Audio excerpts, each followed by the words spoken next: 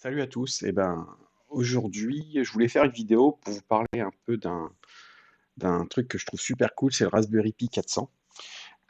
Ça fait maintenant plus d'un an que je l'utilise régulièrement, donc dans différents projets, mais aussi pour faire de la bureautique assez simple, du surf, de la programmation, etc. Et du coup, l'idée, c'est de vous faire un peu un bilan de ce que l'on peut faire en 2022 avec un Raspberry Pi 400. Alors, là, vous voyez, il est installé. Donc sur Raspberry Pi 400, pour ceux qui ne connaissent pas, alors je vais vous montrer. Voilà. Donc en fait, c'est ni plus ni moins un Raspberry Pi 4, mais mis dans un clavier. Voilà. Et il est vendu vraiment comme un ordinateur clé en main. C'est-à-dire que vous pouvez acheter un kit avec une souris, toute la connectique HDMI, l'alimentation. Et même dans le kit à 100 euros, je crois, il y a un guide pour apprendre les bases du Raspberry Pi, tout ce que vous pouvez faire avec. Donc ça, c'est le kit à 100 euros. Et sinon, le clavier tout seul avec le Raspberry Pi 400, lui, doit être entre 75 et 80 euros, il me semble. Alors peut-être qu'en ce moment, ça augmente un peu vu que c'est un peu en rupture partout, mais l'idée de prix, c'est à peu près ça. Au niveau matériel à l'intérieur, il y a tout ce qu'on retrouvait dans un Raspberry Pi 4, hein, à savoir des connecteurs d'entrée-sortie GPIO pour vos différents projets, la carte SD pour qui équivaut au disque dur de votre ordinateur sur un Raspberry Pi, deux sorties HDMI, donc vous pouvez brancher deux écrans, l'alimentation, des USB-C, des USB, pardon, des USB 3, un USB 2, l'Ethernet. Et en plus de ça, vous avez du Bluetooth et du Wi-Fi. Le Wi-Fi en 2, 4 et en 5 GHz. Donc 5 GHz, c'est vraiment cool. Ça change pas mal la donne euh, au niveau rapidité de surf, etc. Donc ça, c'est cool. Sinon, je pense que c'est à peu près la même chose qu'un Raspberry Pi 4. Le processeur est le même, sauf qu'il est un peu plus haut en fréquence. Il est à 1,8 Go alors que celui du Raspberry Pi 4 est à 1,5 Go. C'est le même processeur, sauf qu'ils l'ont overclocké un peu. Enfin, ils l'ont monté à 1,8 Go. Alors pourquoi ils ont pu, d'ailleurs, je fais une parenthèse, pourquoi ils l'ont monté à 1,8 Go? Je ne sais pas si on le voit ici, il me semble avoir vu une photo tout à l'heure.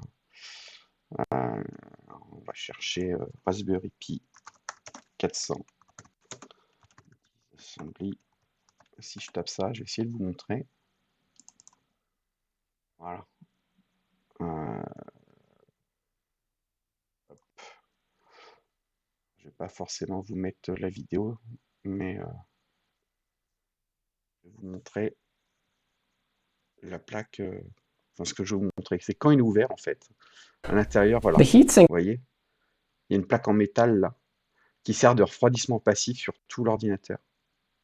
Donc c'est pour ça que je pense qu'ils peuvent le monter beaucoup plus. Parce que d'origine, sur le Raspberry Pi 4, il n'y a pas grand-chose pour le refroidissement, alors que là, mine de rien, il y a toute cette plaque qui permet de refroidir. Donc c'est pour ça que je pense qu'ils ont pu se permettre de le monter un peu plus en fréquence. Voilà. Donc moi, qu'est-ce que je fais depuis un an sur cette machine? À quoi elle me sert? Donc je vais fermer ça et je vais vous montrer ce que j'ai installé depuis un an sur cette machine. Alors, je précise, le système est un peu tuné au niveau esthétique, hein. C'est juste parce que la distribution qui est Raspberry Pi OS, je la trouve plutôt moche d'origine. Alors j'ai pas fait grand-chose, hein. J'ai juste téléchargé un thème pour avoir un mode sombre avec des barres sombres comme ça. Puis j'ai le fond d'écran parce que la plage, je n'aimais pas du tout. Et j'ai aussi mis un pack d'icônes un peu plus sympa. Voilà, c'est tout. Donc, qu'est-ce que je fais depuis un an sur Raspberry Pi? Je vais vous faire voir le logiciel. Donc, vu que c'est pour faire des projets, souvent, moi que j'utilise, je travaille souvent avec des cartes électroniques Arduino. Donc, Arduino, c'est des cartes électroniques open source, c'est-à-dire que on peut acheter une carte de base avec des entrées-sorties Arduino, puis après on peut acheter des capteurs, et puis après on peut utiliser un logiciel qui est un IDE de programmation, qui est celui-ci, qui permet de programmer tout ça. Donc moi j'utilise souvent dans le cadre de mes projets de l'Arduino, du coup j'utilise directement sur le Raspberry Pi 400 pour faire ça. Qu'est-ce que je fais d'autre? Des fois je fais un peu de Python, donc j'ai téléchargé du Python. J'ai téléchargé d'autres éditeurs de code pour mes différents projets, que ce soit en Python, en comment ça s'appelle? Des fois, je fais du PowerShell, en Python, PowerShell, un peu de PHP, un peu d'HTML, un peu de CSS. Enfin bon, en tous les cas, voilà, j'ai pris un éditeur que j'affectionne, qui s'appelle Visual Studio Code, qui permet de travailler avec tous ces langages de programmation. Ah, qu'est-ce que j'ai installé d'autre? Euh, Alors j'ai installé Cura. Alors Cura, c'est parce que j'ai une imprimante 3D et c'est mon slicer, c'est ce qui permet de transformer mes objets 3D que j'ai récupérés sur Internet ou que j'ai modélisés, de les découper en tranches. Donc le slicer, ce logiciel sert à ça, pour dire à l'imprimante comment imprimer la pièce que je lui ai fournie. Donc c'est un logiciel un petit peu lourd, c'est-à-dire que même sur mon PC, il n'est pas ultra rapide alors que j'ai un PC, un Core i7 avec 8 Go de RAM. Mais bon, honnêtement, ça tourne pas si mal que ça, je trouve, sur un Raspberry Pi 400. C'est un peu long au démarrage, comme vous le voyez, mais bon, une fois que c'est démarré, on charge le fichier, ça fonctionne plutôt bien, pas de réel souci, quoi. Alors, je sais pas si j'ai un STL là pour vous montrer. Euh, Peut-être que j'en ai un dans Download. Non, j'en ai pas. Bah, écoutez, on va aller sur Internet en récupérer un. Je vais vous montrer. Ça va nous permettre de tester la navigation. Là, je me suis trompé. Alors la navigation, Thingiverse, je vais y arriver. La navigation, honnêtement, ça va, ça dépend des sites, hein. Faut être un petit peu plus patient que sur votre ordinateur de tous les jours, on va dire. Mais alors c'est l'effet démo, quoi. Ah, bah peut-être que je ne peux pas y aller par défaut parce que attends, je vais activer ça, voilà. En fait, pour gagner en rapidité d'exécution, le navigateur par défaut de Raspberry Pi OS bloque pas mal de choses. Et là, je pense qu'il bloquait un peu trop il bloquait des pubs, des pop-up et tout. Là, je pense qu'il bloquait un peu trop de choses. C'est pour ça que j'arrivais pas à accéder sur Thingiverse. Donc, par exemple, je vais aller télécharger cette souris là.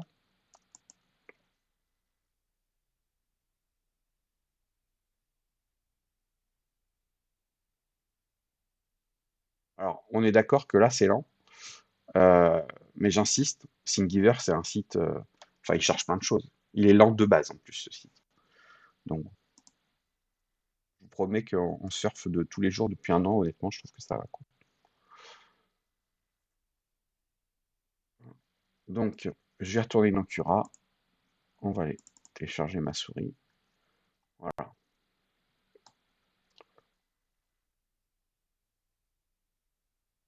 Voilà. Et là, je vais le slicer. Donc, ouais, voilà. Hop, découpage. C'est juste pour vous montrer que honnêtement, ça va, quoi. En fait, ce que je peux tout de suite vous dire sur le Raspberry Pi 400, c'est que pour les projets, la programmation électronique, de l'Arduino, de la robotique, euh, faire du code et tout, c'est cool. La bureautique, c'est cool. Je trouve qu'on commence à atteindre les limites sur le surf, c'est-à-dire que ça dépend vraiment des sites. Euh, on va regarder tout à l'heure plus en détail, mais vraiment, selon les sites sur lesquels on va, c'est jouable. Certains, ça devient un peu plus compliqué. Pour moi, la grosse limitation est là. Et de ce que j'en ai vu, j'ai pas l'impression que c'est la RAM qui pose problème, ni le processeur. C'est vraiment plus la lecture sur la carte SD ou l'écriture sur la carte SD qui n'est pas rapide. En fait, c'est beaucoup moins rapide qu'un disque dur actuel. Et je pense que c'est ça qui bride un peu la machine, quoi. Voilà. Donc ça, c'était pour Cura. J'utilise des outils de bureautique pour écrire deux, trois notes quand je fais quand je bosse sur des projets où je surfe. Vous voyez là, on peut exécuter ça très rapidement, il n'y a aucun souci, hein. Donc là, vraiment, franchement, aucun problème, que ça soit au démarrage ou même après coup à l'utilisation. Vraiment, ça m'a jamais posé de problème. Qu'est-ce que j'ai utilisé d'autre? Un client FTP.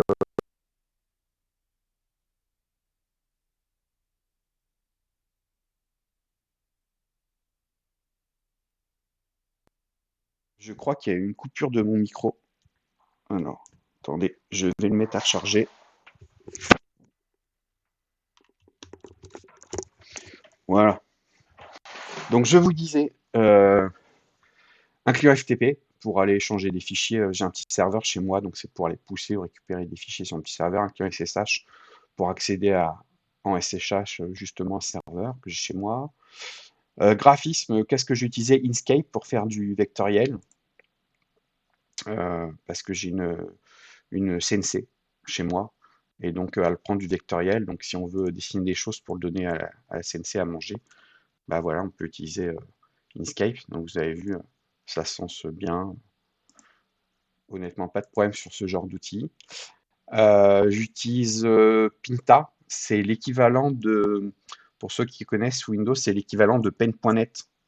Voilà, donc ça permet de faire un peu de montage photo, donc avec des notions de calque, comme de Photoshop, mais en plus light et gratuit. Voilà, donc ça s'appelle Pinta. Donc ça, pareil, je trouve ça super cool, ça marche bien sur cette machine. Il n'y a aucun souci. Euh, je m'y suis pas encore mis, mais je pense m'y mettre bientôt. Euh, KiCad pour faire des typons. Alors, je connais vraiment pas, donc je vais pas me lancer à vous faire une démo. L'idée, c'est que c'est un logiciel qui permet de faire des typons de circuits électroniques pour faire ses PCB soi-même. Donc, d'après tous les retours que j'ai eus, il n'y a aucun souci sur un Raspberry Pi pour utiliser ça. Qu'est-ce que j'ai utilisé d'autre? Euh, j'ai utilisé quoi? Alors, Conti, c'est le logiciel que vous voyez là qui vous ramène les statistiques d'utilisation CPU, réseau, RAM, etc.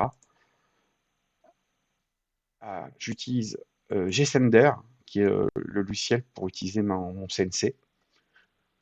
Donc, un peu comme le slicer pour l'imprimante 3D qui transforme un fichier 3D en déplacement pour l'imprimante 3D. GSender, lui, il va transformer un fichier, donc par exemple un fichier vectoriel, et il va le transformer pour donner l'ordre au logiciel de la CNC. Enfin, il va transformer ça en G-code, je vais y arriver, pour dire au CNC, déplace-toi de tel endroit, à telle vitesse, etc., etc. Et alors, je ne sais pas pourquoi il ne se lance pas.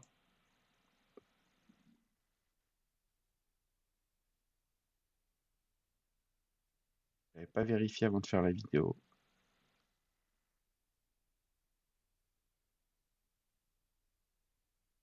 Bon, bizarre, je regarderai.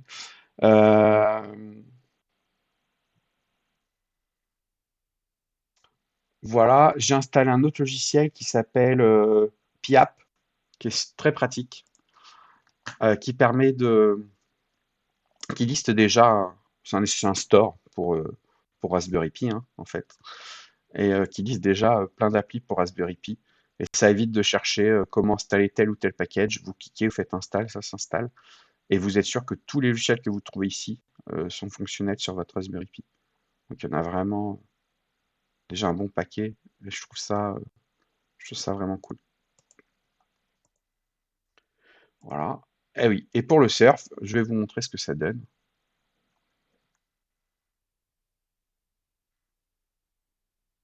Alors, ah bah voilà, je sais, tiens, je vais vous montrer ça par exemple. Des fois, pour tester des logiciels, j'ai installé Docker sur ma machine. Et vu que j'aime pas spécialement une de commande, j'ai installé une interface graphique qui s'appelle Fortener.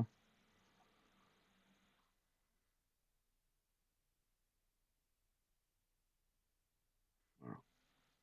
Une interface graphique qui permet de démarrer des conteneurs. Donc par exemple, si je veux démarrer un conteneur pour faire du PHP euh, MySQL et avec du PHP MyAdmin, je vais dessus, je démarre tout ça.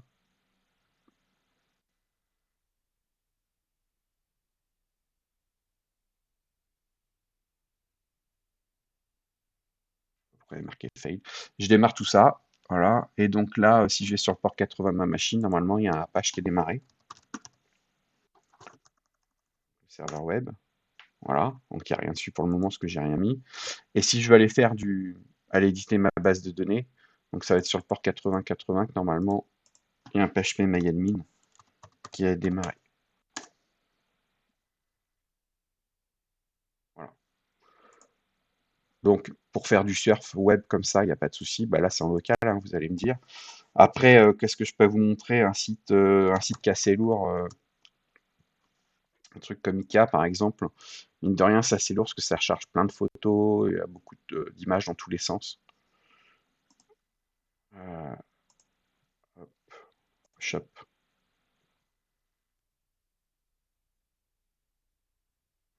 Donc vous voyez ce que ça donne un peu. Donc c'est pas. Là, je vous fais voir exprès un site assez lourd, hein. Vous voyez, il y a une petite latence de chargement des photos et tout. Mais bon, voilà, je suis sur le site d'IKEA, hein, donc c'est pas le plus léger. Et après, si on va sur des sites un peu plus light, enfin, ou du moins mieux optimisés, moi, il y a un site où je vais souvent, par exemple, c'est Mini Machine. Euh, Ça marche plutôt pas mal.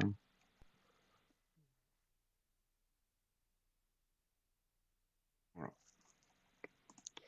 Je sais pas pourquoi j'ai pas ouvert la première page, mais voilà. Franchement, je trouve que ça marche plutôt bien, hein.